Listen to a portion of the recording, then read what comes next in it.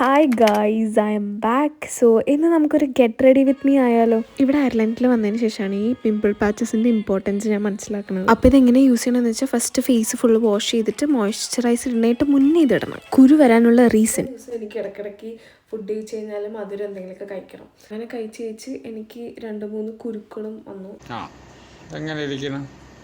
6 to 8 hours കുരുവിൻ്റെ മുകളിൽ ഒട്ടിക്കുക. പാട് പെട്ടെന്ന് പോകുന്ന പോലെ എനിക്ക് തോന്നി.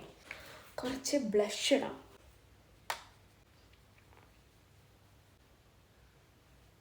പാച്ചിൻ്റെ മുകളിൽ ഇട്ടാലും വലിയ പ്രശ്നമില്ല കേട്ടോ, അങ്ങനെ അറിയണമൊന്നുമില്ല. കളറ് മാച്ച് ആയി പൊക്കോളും.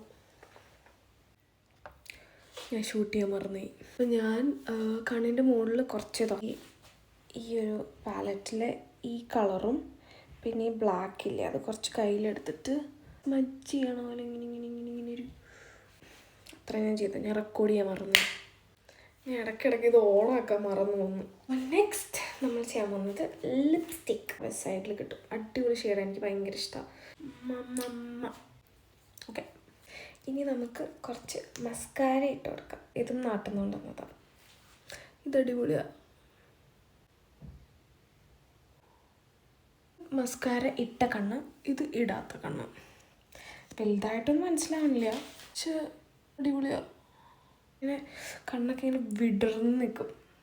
സോ കണ്ണ് കഴിഞ്ഞു, ലിപ്പ് കഴിഞ്ഞു, ബ്ലഷ് കഴിഞ്ഞു, അത്രേ ഉള്ളൂ. പിന്നെ ഡ്രസ്സ് മാറാം, അത്രേ ഉള്ളൂ. അപ്പോൾ ഞാൻ ഇടാൻ പോകുന്നത് ഈ ഒരു ബ്ലാക്ക് ടോപ്പും പിന്നെ ഒരു ബ്ലാക്ക് പാൻറ്റും. അങ്ങനെ അവിടെ ബ്ലാക്ക് മാത്രമേ ഇടാൻ പാടുള്ളൂ, അതുകൊണ്ട് ഭയങ്കര കഷ്ടം. ഇട്ടിട്ട് വരാം. Few moments later. എല്ലാം വളരെ പെട്ടെന്നായിരുന്നു. ഞാൻ ഇപ്പോൾ ഷിഫ്റ്റിലോട്ട് പോയിക്കൊണ്ടിരിക്കുക, ലൈക്ക് ഓടിക്കൊണ്ടിരിക്കുക. 5 minutes. നമസ്തേ.